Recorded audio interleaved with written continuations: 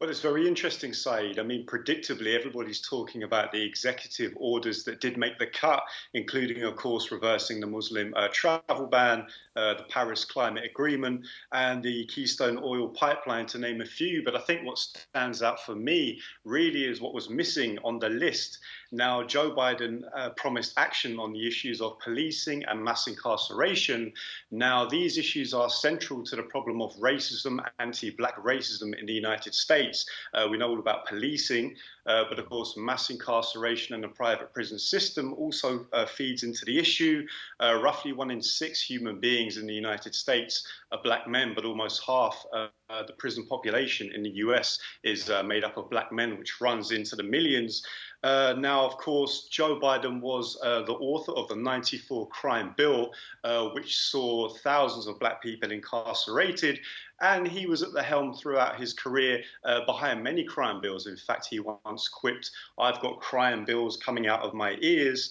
And yet, these issues are missing from his priority list. Now, we need to remember, Black people had essentially handed Biden and the Democrats the keys to the White House. And yet, on Joe Biden's first day in office, they seem to have fallen off the priority list. Now, of course, the issues around mass incarceration are very serious. A lot of people really view it as a new form of slavery, as per the 13th Amendment. And so if this is anything to go by, I think people can be deeply skeptical about Joe Biden's promises. He promised a number of times to take action on policing and mass incarceration, and yet we've seen a whole array of issues which have made the cut.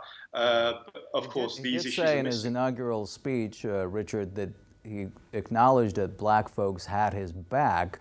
And this should come to the Black folks as a disappointment that he didn't sign an executive order on mass incarcerations, as you said.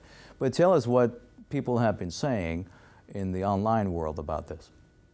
I want to go to one reaction from civil rights activist Sean King, who tweeted, "I just saw Biden's official list of executive orders for today. He promised that he would act on the issues of policing and mass incarceration on day one, but appears to have already broken that promise. The list of orders is long and varied, but not a thing on mass incarceration." And Yaya tweets, "People, let it be known that they did not care about the 1994 crime bill, and today Biden didn't sign one executive order on mass incarceration. People should be ashamed of themselves for celebrating the elevation of this racist into power and acting like we're robbing them of joy." And we have a reaction from Logos, who says, "Biden has spent 47 years drafting and voting for crime bills. We need to hold his feet to the fire. Black people voted for him at over 90%.